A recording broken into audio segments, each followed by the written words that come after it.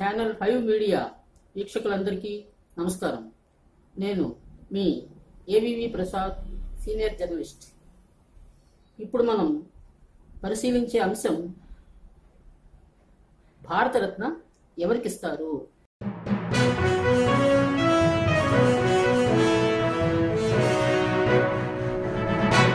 ప్రతి సంవత్సరం భారతరత్న కోసం ఎంతో మంది ఎదురు చూస్తూ ఉంటారు. ఎందుకంటే ఇది అత్యున్నత పౌర పురస్కారం, హైయెస్ట్ సివిలియన్ అవార్డు. ఈ అవార్డు కోసం ఎంతో మంది ఎదురు చూస్తూ ఉంటారు. రాజకీయ రంగం, సామాజిక రంగం, విద్యారంగం, వైజ్ఞానిక రంగం, క్రీడా రంగం, సినిమా రంగం, ఇలా విభిన్న రంగాలకు సంబంధించి ప్రముఖ వ్యక్తులందరూ ఈ అవార్డు కోసం ఎదురు చూస్తూ ఉంటారు. భారతరత్న సాధిస్తే జీవిత సాఫల్యం అయినట్టే అని చాలామంది భావిస్తూ ఉంటారు.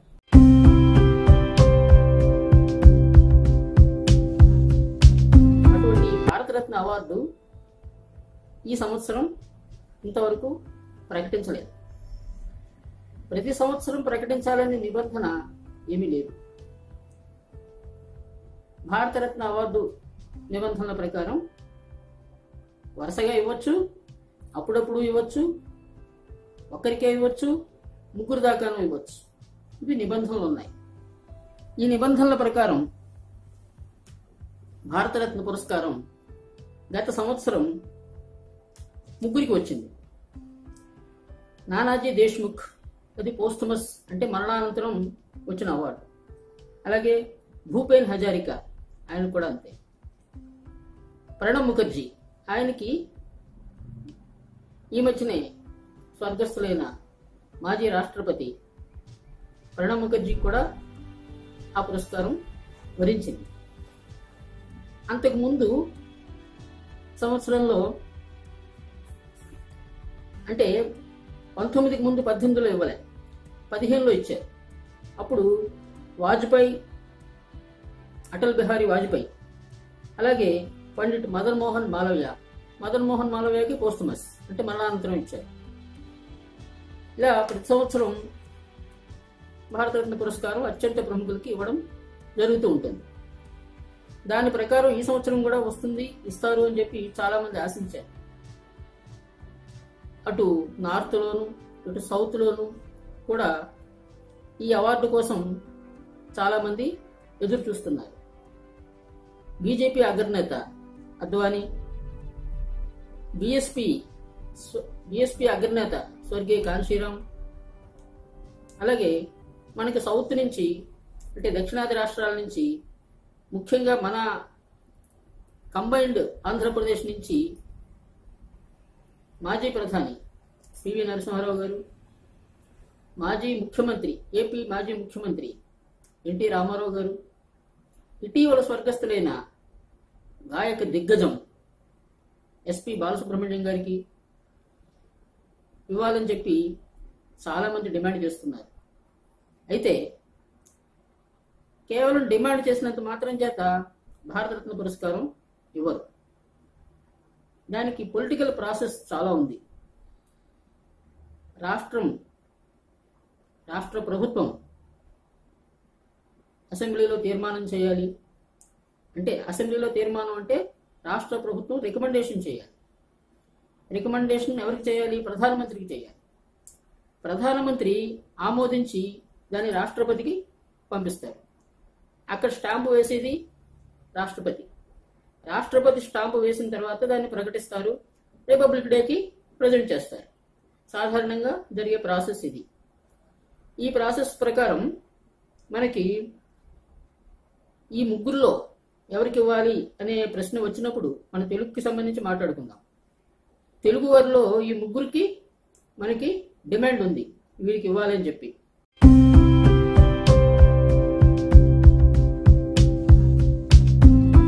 పివి నరసింహారావు గారు, ఎన్టీ రామారావు గారు, బాలసుబ్రహ్మణ్యం గారు, వీరు ముగ్గురికి ప్రస్తుతం ముగ్గురి పేర్లు వినిపిస్తున్నాయి. అయితే మనం ఇక్కడ ఒక విషయం పరిశీలించాల్సి ఉంది. అది ఇంతవరకు తెలుగు వారికి ఇచ్చారా? ఇక ముందు ఇస్తారా, ఇచ్చే అవకాశాలు ఉన్నాయా, తెలుగు వారికి ఎందుకు ఇవ్వలేదు? మనకి ముగ్గురు వ్యక్తులు కనిపిస్తారు. డాక్టర్ సర్వేపల్లి రాధాకృష్ణ, జాకిర్ హుస్సేన్, వీళ్ళిద్దరూ మాజీ రాష్ట్రపతులు. అలాగే వివి గిరి, ఆయన కూడా మాజీ రాష్ట్రపతి. వీళ్ళ ముగ్గురు తెలుగు వాళ్ళుగా మనం భావిస్తాం. కానీ వీళ్ళు, ఈ ముగ్గురికి, రాధాకృష్ణ గారికి ఒక తమిళియన్గా, వివి గిరి ఒరిస్సాకు చెందినవారిగా, జాకిర్ హుస్సేన్ ఢిల్లీకి చెందినవారిగా ఈ భారతరత్న పురస్కారం అందుకున్నారు.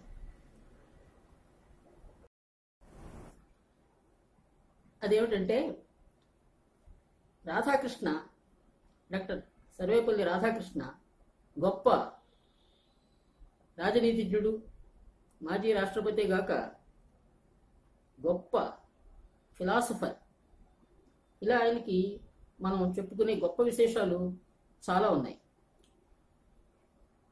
ఆయన జన్మించింది తిరుత్తణి. తిరుత్తణి అంటే మద్రాస్ ప్రెసిడెన్సీలో భాగం. అది లింగ్విస్టిక్ స్టేట్స్, భాషా ప్రయుక్త రాష్ట్రాలు ఏర్పడిన తర్వాత ఆ తిరుత్తణి తమిళనాడులో చేరింది. అందువల్ల రాధాకృష్ణ తెలుగువాడే, తెలుగు కుటుంబం, తిరుత్తణిలో ఉన్న తెలుగు కుటుంబానికి చెందిన వ్యక్తి. సాధారణంగా చాలామందికి తెలియని విషయం ఏమిటంటే, తిరుత్తణిలో 90% తెలుగువాళ్ళు. రాష్ట్ర విభజన జరిగినప్పుడు, భాషా ప్రయుక్త రాష్ట్రాల విభజన జరిగినప్పుడు తిరుపతిని మనకిచ్చి తిరుత్తణిని తమిళన్స్ తీసుకున్నారు. దానికి అంతా చాలా గొడవలు జరిగాయి. అప్పట్లో సంబంధించిన చరిత్ర అంతా చాలా ఉంది, అది వేరే విషయం. ఇప్పుడు మనం తీసుకుంటున్నది ఆయన తిరుత్తణికి సంబంధించిన వాడు. తిరుత్తణి రాష్ట్రాల విభజన జరిగిన తర్వాత తమిళనాడులోకి వెళ్ళింది. అది అలాగే వివి గిరి బరంపురం, ఆయన పుట్టింది బరంపురంలో. ఆయనది కూడా ఆరిజిన్ తెలుగు కుటుంబం. ఇంకా చెప్పాలంటే 16 అణాల తెలుగువాడే. బరంపురం అప్పట్లో మద్రాస్ ప్రెసిడెన్సీలో ఉంటూ తర్వాత రాష్ట్రాల విభజన జరిగినప్పుడు ఒడిశాలోకి వెళ్ళింది. ఆ విధంగా ఆయన ఒడిశా ప్రాంతం వాడు అయిపోయారు. ఆయనకి భారతరత్న వచ్చింది ఒడిశా కేటగిరీలోనే. డాక్టర్ రాధాకృష్ణకి భారతరత్న వచ్చింది తమిళనాడు కేటగిరీలోనే. అలాగే జాకిర్ హుస్సేన్, ఆయనకు కూడా భారతరత్న ఇచ్చింది. ఆయన పుట్టింది అప్పటి హైదరాబాద్ స్టేట్లో, అంటే నిజాం స్టేట్లో. ఒకసారి ఒక సందర్భంలో జాకిర్ హుస్సేన్ అన్నారు, నాకు పునాది హైదరాబాదే, కానీ నేను పెరిగింది, నా గ్రోత్ అంతా కూడా ఢిల్లీలో అని చెప్పి ఆయన స్వయంగా చెప్పుకున్నారు. దీన్ని బట్టి చూస్తే ఆయన కూడా, ఆయన పుట్టింది హైదరాబాద్లోనే అయినప్పటికీ అప్పటికి ఇది తెలుగు ప్రాంతంగా మనం చెప్పడానికి లేదు. ఆ చరిత్ర వేరనుకోండి, అది మళ్ళీ సందర్భం వచ్చినప్పుడు ప్రస్తావిద్దాం. అప్పటికి అది ఉర్దూ స్టేట్, ఉర్దూ ప్రాంతం. నిజాం స్టేట్ అంతా కూడా ఉర్దూ ప్రాంతం. ఇతను జాకిర్ హుస్సేన్ ముస్లిం, మనకి మొదటి ముస్లిం రాష్ట్రపతి ఆయన. ఈయన ముస్లిం, ఈయనది మాతృభాష ఉర్దూ. ఆయన ఉన్నది అంటే చాలా, ఆయన లిటిల్ ప్రైమరీ ఎడ్యుకేషన్ అంతా కూడా హైదరాబాద్లో జరిగిన అప్పర్ ప్రైమరీ దగ్గర నుంచి ఆయన నార్త్కి వెళ్ళిపోయారు. అలీఘర్ ముస్లిం యూనివర్సిటీ వీసీగా ఉన్నారు చాలా కాలం. తర్వాత అలాగే ఉపరాష్ట్రపతిగాను రాష్ట్రపతిగాను ఆయనంతా ఢిల్లీలో ఉంటూ ఆయన బ్యాక్గ్రౌండ్ అంతా కూడా ఉత్తరాదికి సంబంధించింది, ఢిల్లీకి సంబంధించింది. ఈ పరిస్థితిలో ఆయన్ని కూడా అప్పటి ఆంధ్రప్రదేశ్లో లేదనుకోండి, అప్పటికి నిజాం స్టేట్కి సంబంధించిన వాడిగా అక్కడ పుట్టినట్టు చెప్పినా ఆయన ఉత్తరాది వాడిగానే భావిస్తారు. అంటే మనకి భారతరత్న అందుకున్న ముగ్గురు తెలుగు వ్యక్తులు అనబడే ముగ్గురు కూడా భారతరత్న పుచ్చుకున్నది మాత్రం తెలుగు వ్యక్తులుగా కాదు. ఇది గమనించాల్సిన విషయం. ఈ పరిస్థితిలో మనకి ఆంధ్రప్రదేశ్, ఉమ్మడి ఆంధ్రప్రదేశ్లో ఇంతవరకు ఎవరికి భారతరత్న రానట్టే చెప్పుకోవాలి. అప్పట్లో ఈలం సంజీవ్ రెడ్డి గారు రాష్ట్రపతిగా ఉన్నప్పుడు ఆయన మరణించిన తర్వాత ఆయనకి ఇవ్వాలనే డిమాండ్ వచ్చింది. కానీ రాజకీయ కారణాల వల్ల ఆ పేరు పక్కకి వెళ్ళిపోయింది. తర్వాత చాలా కాలం పాటు భారతరత్న ఇచ్చే విషయంలో చాలా వివాదాలు నడిచాయి. ఎవరికి ఇవ్వలేదు. ఆంధ్ర ప్రాంతానికి సంబంధించి, ఆంధ్రప్రదేశ్కి సంబంధించి ఎవరికి ఇవ్వలేదు. ఇప్పుడంటే దాదాపు 2 దశాబ్దాలుగా ఎన్టీ రామారావుకి ఇవ్వాలి అనే డిమాండ్ వచ్చింది. కానీ ఎన్టీ రామారావుకి ఇచ్చే విషయంలో మళ్ళీ డిస్ప్యూట్ కూడా చాలా ఉంది. ఆ డిస్ప్యూట్ వల్ల రాలేదని అనుకుంటూ ఉంటారు. ఎన్టీ రామారావు తెలుగు ప్రజల ఆత్మగౌరవాన్ని ప్రపంచవ్యాప్తంగా ప్రాముఖ్యం సంపాదించిన వాడే. ఆయనకి తెలుగు ముఖ్యమంత్రిగా కానివ్వండి, మొత్తం జాతీయ స్థాయి రాజకీయాలను ప్రభావితం చేసిన వ్యక్తిగా కానివ్వండి, తెలుగు రాష్ట్రంలోని ప్రజలందరినీ ఎంతో చైతన్యవంతులను చేసిన వ్యక్తిగా కానివ్వండి, ఒక మహానటునిగా కానివ్వండి, విశ్వవిఖ్యాత నట సార్వభౌముడు అనిపించుకున్నాడు ఆయన ఎన్టీ రామారావు. ఏ విధంగా చూసినా ఆయన అర్హుడే, భారతరత్న ఇవ్వాల్సిన వాడే. కానీ కొన్ని డిస్ప్యూట్స్ ఉన్నాయి. ఆ డిస్ప్యూట్స్ వల్ల ఎన్టీ రామారావుకి ఇంతవరకు ఇవ్వలేదు. పైగా ఇందాక చెప్పినట్టు పొలిటికల్ ప్రాసెస్ జరగలేదు. తెలుగుదేశం పార్టీ తన మహానాడులోనో లేకపోతే ప్రైవేటు సంభాషణల్లోనో ఎన్టీ రామారావుకి భారతరత్న ఇవ్వాలి అని డిమాండ్ చేస్తుంది. కానీ మిగతా ఏ విధమైన పొలిటికల్ ప్రాసెస్ కూడా ఎన్టీ రామారావు విషయంలో జరగలేదు.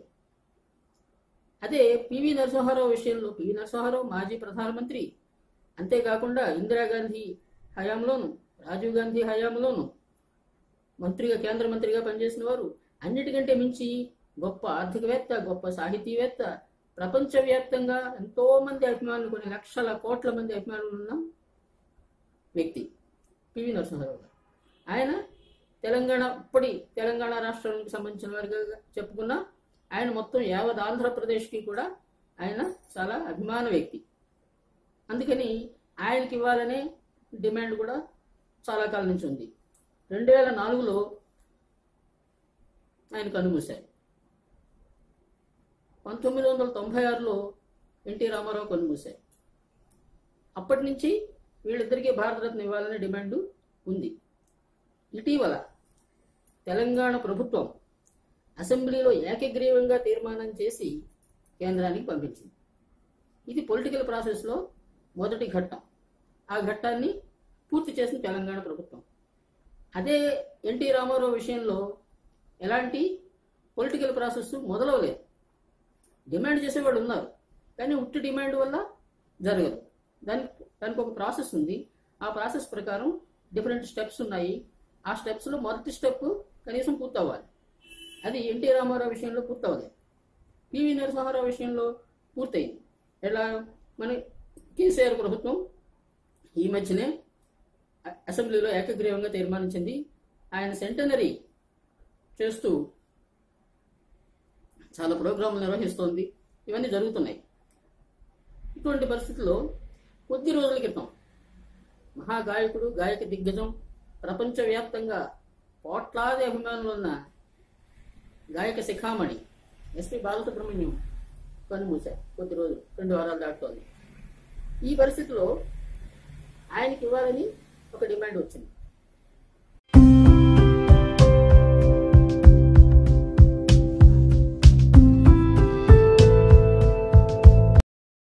రెండు వారాల క్రితం ఎస్పి బాలసుబ్రహ్మణ్యం కన్నుమూసినప్పుడు ఆయన అంత్యక్రియలు చెన్నై సమీపంలోని తామరైపాకంలో జరిగాయి. అది ఆయన సొంత గార్డెన్స్. ఆ గార్డెన్స్లోనే సమాధి చేశారు. తమిళనాడు ప్రభుత్వం ఎస్పి బాలసుబ్రహ్మణ్యాన్ని ఎంతగా ఓన్ చేసుకుందంటే, ఇవాళ ఆ ప్రభుత్వం గట్టిగా ప్రయత్నించి మా తమిళియన్కే, బాలసుబ్రహ్మణ్యం మా తమిళియన్ ఇవ్వండి అనే పరిస్థితి దాకా వస్తోంది. ఆయన తమిళియన్గానే అక్కడ వాళ్ళు అనుకుంటారు. నిజంగా చెప్పాలంటే కలైమామణి లాంటి ఎన్నో పురస్కారాలు అందుకున్నారు ఆయన. అటువంటి బాలసుబ్రహ్మణ్యం భారతరత్న ఇవ్వాలి అనేది అంత్యక్రియలు జరిగిన సందర్భంలోనే అర్జున్, తమిళ నటుడు అర్జున్, ప్రముఖ నటుడు, తమిళ ప్రముఖ నటుడు అర్జున్ బాలసుబ్రహ్మణ్యానికి భారతరత్న ఇవ్వకపోతే సంగీతాన్ని అవమానించినట్లే అనే అర్థం వచ్చే విధంగా మాట్లాడారు. నిజమే, అర్జున్ డిమాండ్లో అర్థం ఉంది. తర్వాత వెంటనే కమల్ హాసన్ అగ్రనటుడు, తమిళ అగ్రనటుడే కాదు, జాతీయ నటుడు కమల్ హాసన్ కూడా బాలసుబ్రహ్మణ్యానికి భారతరత్న ఇవ్వాలని డిమాండ్ చేశారు. ఆ తర్వాత ఆంధ్రప్రదేశ్ ప్రభుత్వం తరఫున సీఎం జగన్ ఒక లేఖ రాశారు ప్రధానమంత్రికి, భారతరత్న బాలసుబ్రహ్మణ్యానికి ఇవ్వాలి అని. ఇలాగా ఇంకా కొంతమంది సినిమా నటులు, రాజకీయాలకు సంబంధించిన వ్యక్తులు అడుగుతున్నారు. ప్రస్తుతం ఆ డిమాండ్ బాగానే వినిపిస్తోంది. అయితే పొలిటికల్ ప్రాసెస్ మొదలవ్వాలంటే ఆంధ్రప్రదేశ్ ప్రభుత్వం కానీ తెలంగాణ ప్రభుత్వం కానీ అసెంబ్లీలో తీర్మానం చేసి కేంద్రానికి పంపాలి. తెలంగాణ ప్రభుత్వం ఇప్పట్లో ఆ పని చేయలేదు. ఎందుకంటే మొన్ననే ఇటీవలే ఒకటి రెండు నెలల క్రితం పివి నరసింహారావుకి భారతరత్న కోరుతూ ఏకగ్రీవంగా తీర్మానం చేసింది. బాలసుబ్రహ్మణ్యానికి భారతరత్న ఇవ్వాలంటే ఆంధ్రప్రదేశ్ ప్రభుత్వం అటువంటి తీర్మానం చేసి పంపించారు. అయితే బాలసుబ్రహ్మణ్యానికి ఇవ్వాలా, పివి నరసింహారావుకి ఇవ్వాలా అనే ప్రశ్న వస్తుంది. అది ఈ ప్రభుత్వాలు కేంద్రం మీద తెచ్చే ప్రెషర్ మీద ఆధారపడి ఉంటుంది ఎవరికి ఇవ్వాలి అని. ఇప్పటి వరకు ఉన్న పరిస్థితిని బట్టి చూస్తే తెలంగాణ ప్రభుత్వం పివి నరసింహారావుకి భారతరత్న సాధించే అవకాశమే కనిపిస్తుంది. సంతోషమే, పివి నరసింహారావుకి ఇచ్చిన సంతోషమే, బాలసుబ్రహ్మణ్యానికి ఇచ్చిన సంతోషమే. ఎందుకంటే వాళ్ళిద్దరూ కూడా మహోన్నతులైన తెలుగు వ్యక్తులు. అలాగే ఎన్టీ రామారావుకి ఇచ్చినా కూడా తెలుగు వాళ్ళందరూ చాలా సంతోషిస్తారు. తెలుగు హృదయాలన్నీ ఉప్పొంగుతాయి, మా మహానటునికి భారతరత్న వచ్చింది అని. అలాగే మా గొప్ప ముఖ్యమంత్రికి భారతరత్న వచ్చింది అని తెలుగు వాళ్ళంతా అభిమానిస్తారు. రెండు రాష్ట్రాలకు సంబంధించిన తెలుగు వాళ్ళందరూ కూడా సంతోషిస్తారు. ఈ పరిస్థితిలో మనం గమనించవలసిన విషయం మరొకటి కూడా ఉంది.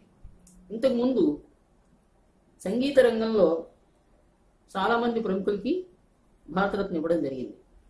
భీమ్సేన్ జోషి, బిస్మిల్లా ఖాన్, ఎంఎస్ సుబ్బలక్ష్మి, లతా మంగేష్కర్, భూపేన్ హజారికే, పండిట్ రవిశంకర్, వీళ్ళందరూ ఎవరు దిగ్గజాలు. ఒక్కొక్క విభాగంలో, సంగీత విభాగంలో వీళ్ళు దిగ్గజాలు. షెహనాయి పేరు చెప్తే బిస్మిల్లా ఖాన్, లతా మంగేష్కర్ గొప్ప గాయనిమణి, ఎంఎస్ సుబ్బలక్ష్మి గొప్ప కర్ణాటక విద్వాంసరాలు. ఇలా మనం పండిట్ రవిశంకర్, సితార్ బాస్ట్రావు, ఆయన ప్రపంచవ్యాప్తంగా రవిశంకర్కి కోట్లాది అభిమానులు ఉన్నారు. ఎన్నో జాతీయ అంతర్జాతీయ స్థాయి అవార్డులు కూడా ఆయన అందుకున్నారు. అటువంటి వ్యక్తికి భారతరత్న ఇచ్చారు. మరి ఆ స్థాయిలో చెప్పదగిన వ్యక్తులే ఈ ముగ్గురు కూడా. ముఖ్యంగా బాలసుబ్రహ్మణ్యం 46,000 పైగా పాటలు పాడారు, 16 భాషల్లో పాడారు. లతా మంగేష్కర్ 36 భాషల్లో పాడారు. ఆ విధంగా చూసుకుంటే, అందువల్ల ఏ విధంగా చూసినా బాలసుబ్రహ్మణ్యం కూడా భారతరత్నకి అర్హుడే. అయితే పొలిటికల్ ప్రాసెస్ పూర్తయితేనే వారికి ఆ పురస్కారం లభించే అవకాశం ఉంది. కేవలం కొంతమంది డిమాండ్ చేసినంత మాత్రం చేత కేంద్ర ప్రభుత్వం పురస్కారం ప్రకటించదు. ఈ విషయం మనకి ఫండమెంటల్గా తెలుసుకోవాల్సిన విషయం. ఇటువంటి పరిస్థితిలో పివి నరసింహారావు గారికి భారతరత్న ఇవాళ కాకపోతే రేపైనా, రేపు కాకపోతే ఎల్లుండైనా ప్రకటించే అవకాశం ఉంది. ఎన్టీ రామారావుకి ప్రకటించాలంటే ఒక్క తెలుగుదేశం పార్టీయే కాకుండా ప్రభుత్వం కూడా సపోర్ట్ చేసి ఆ డిమాండ్ని కేంద్రానికి పంపించవలసి ఉంటుంది. అలాగే బాలసుబ్రహ్మణ్యం విషయంలో కూడా ఆయనకి డిమాండ్ అయితే బాగానే వస్తుంది. కానీ ఏ ప్రభుత్వం చేస్తుంది? ఇప్పుడు తెలంగాణ ప్రభుత్వం ఇంతకుముందు అనుకున్నాం పివి నరసింహారావు గారికి భారతరత్న ఇవ్వాలని డిమాండ్ చేస్తూ తీర్మానాన్ని ఆమోదించింది కనుక మరొకరికి ఇప్పట్లో చేయకపోవచ్చు. ఇమ్మీడియట్గా కొంత టైం పడుతుంది తెలంగాణ ప్రభుత్వం చేయాలంటే. ఈలోగా తమిళనాడు ప్రభుత్వం, కర్ణాటక ప్రభుత్వం, ఎందుకంటే కర్ణాటకలో కూడా బాలసుబ్రహ్మణ్యానికి లక్షలాది మంది అభిమానులు ఉన్నారు. బాలసుబ్రహ్మణ్యం పేరుతో బెంగళూరులో ఒక ప్రధానమైన మార్గమే ఉంది, బాలసుబ్రహ్మణ్యం రస్తే అని. ఇటువంటివి చాలా ఉన్నాయి. ఇతర రాష్ట్రాలు కూడా నెత్తి మీద పెట్టుకున్నారు, తమ ఓన్ చేసుకున్నారు. తమవాడే బాలసుబ్రహ్మణ్యం మావాడు అని కర్ణాటక వాళ్ళు అనుకుంటారు, బాలసుబ్రహ్మణ్యం మావాడు అని తమిళియన్స్ అనుకుంటారు, బాలసుబ్రహ్మణ్యం మనవాడే అని మనం అలాగో అనుకుంటాం. అనుకున్నంత మాత్రం చేత ఈ అత్యున్నత పురస్కారం అంత తేలిగ్గా రాదు. దానికి ఆ ప్రాసెస్ అంతా పూర్తి అవ్వాలి. ఆ ప్రాసెస్ని ఈ లోపుగా తమిళనాడు ప్రభుత్వం చేసిందనుకోండి, ఆయన తమిళియన్ అయిపోతాడు. తమిళనాడు కేటగిరీలో అయినా పురస్కారాన్ని అనుకుంటాడు. ఒకవేళ కర్ణాటక ప్రభుత్వం చేసింది అనుకుందాం, ఎందుకంటే కర్ణాటక ప్రభుత్వం చేయకపోవచ్చు అంత తొందరగా, ఎందుకంటే రాజకుమార్కే భారతరత్న ఇవ్వలేదు అక్కడ ఇంకా. అంటే ఆ ప్రాసెస్ ఆయన కూడా భారతరత్న అందుకోవాల్సిన గొప్పవాడు రాజకుమార్. అటువంటి వ్యక్తికి అక్కడ ఇంకా రాలేదంటే ఆ ప్రాసెస్ జరగలేదు. అర్హుడే అయినా ఆ ప్రాసెస్ జరగలేదు. అలాగే బాలసుబ్రహ్మణ్యం విషయంలో కూడా ఈ డిమాండ్లు ఎంతమంది అయినా అనవచ్చు, కానీ ఆ ప్రాసెస్ జరిపేందుకు ప్రెషర్ చేయాలి. ఆ ప్రెషర్ చేసిన తర్వాత రాష్ట్ర ప్రభుత్వం ఆ ప్రాసెస్ పూర్తయితే కేంద్రం మీద ప్రెషర్ చేయాలి, లేదా కేంద్రం తనంత తానుగా ప్రకటించే అవకాశాలు కూడా ఉంటాయి. అది కూడా ఉంది. అయితే బాలసుబ్రహ్మణ్యం విషయంలో కానీ ఎన్టీ రామారావు విషయంలో కానీ అంత త్వరగా కేంద్రం నిర్ణయం తీసుకోకపోవచ్చు. ఎందుకంటే ఇంకా ఇతర రాష్ట్రాల నుంచి ఉన్నాయి, చాలా డిమాండ్లు ఉన్నాయి. మంగళంపల్లి బాలమురళీకృష్ణకు కూడా ఇవ్వాలని అప్పట్లో డిమాండ్ వచ్చింది. కాకపోతే ఆయన విషయంలో కూడా ఆయన మహావిద్వాంసుడు. ఎంఎస్ సుబ్బలక్ష్మి ఇచ్చినప్పుడు మంగళంపల్లి బాలమురళీకృష్ణ కూడా ఇవ్వాలి. ఎందుకంటే ఆయన ఫ్రెంచ్ అవార్డులు, తర్వాత ఇంకా ఎన్నెన్నో విదేశాలకు సంబంధించిన అవార్డులు ఆయన తీసుకున్నారు. సామాన్యుడు కాదు, 18 రకాల రాగాలని సృష్టించాడు ఆయన. అటువంటి మహోన్నతుడు సంగీతంలో. ఆయనకి ఇలాగే డిమాండ్ వచ్చింది. ఆయన పోయినప్పుడు 96లో ఆయన పోయినప్పుడు కొద్ది రోజులు ఆయనకి మంగళంపల్లి బాలమురళీకృష్ణకి ఇవ్వాలి, మంగళంపల్లి బాలమురళీకృష్ణకి భారతరత్న ఇవ్వాలి అని చాలామంది నాయకులు కావచ్చు, అభిమానులు కావచ్చు, చాలామంది చెప్పారు. కానీ ఆ తర్వాత పొలిటికల్ ప్రాసెస్ మొదలవడానికి ఎవరూ ప్రయత్నించలేదు. దాంతో ఆయనకి ఇవ్వలేదు. అలాగే బాలసుబ్రహ్మణ్యం విషయంలో కానీ ఎన్టీ రామారావు విషయంలో కానీ ఈ పొలిటికల్ ప్రాసెస్ పూర్తి అవ్వకపోతే ఏది జరగదు. ఊరికే మన అభిమానం కొద్దీ భారతరత్న ఇవ్వాలనుకుంటాం తప్ప ఏది జరగదు.